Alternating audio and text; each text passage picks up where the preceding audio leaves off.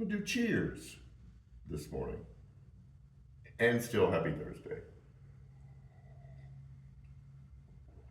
Hope you're getting through the week all right. I've already had my morning time here, so I'm getting ready to head back to do actual work. Um, the question is going to be an abrupt one, and I'm burying an interesting piece of information later on in this video. Um, so let me ask the question.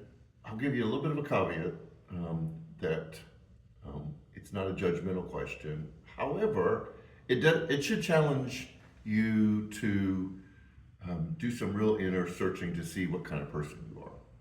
So here's the question: are you a bridge person or are you a wall person? And I know no one is all one or all the other. I find as I'm getting older, I don't want to say I'm more of a wall person, but I find myself kind of becoming a little bit more of a homebody. But I don't want that to become a wall for me. I'm not saying we don't need walls. We need walls for protection. But I think a lot of times we use wall as an excuse to not be who Jesus has called us to be. Bridge building is tough. Bridge building means crossing huge chasms or rivers or divides, and it requires a lot of intentional effort to connect two things that are far apart. But the problem is we love and defend walls, and we say ridiculous stuff like this. And this is the buried nugget that I told you about in the beginning.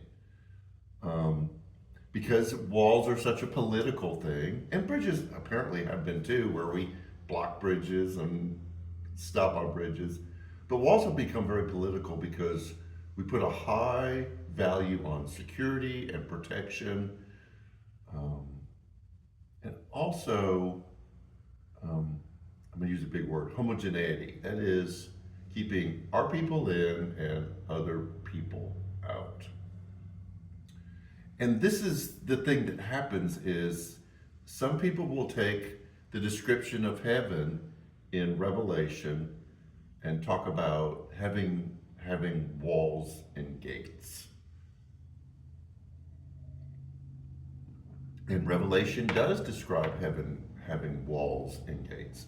First of all, I'm pretty confident that the description of heaven of streets of gold and pearly gates is not literal. I'm of the belief that Revelation has a lot of literary references that aren't to describe in detail like a journalist article, but more of a literary device to teach you truths about what heaven will be like. So that's dealing with the literal part. But in the description of having walls and gates, Revelation 21, it says the gates are always open. And the people who talk about the importance of walls will talk about heaven having walls, but they leave short the fact that the gates are never closed in heaven.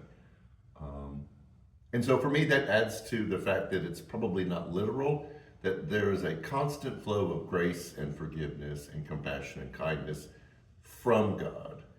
And if we want to interpret it as in and out access, I'm super fine with it too. But I think for me, it challenges me when I have a tendency to build up walls. Like I want to isolate myself, I want to protect myself, I want to keep myself separate from other people rather than the work of building bridges. And so we're going to talk about that this Sunday.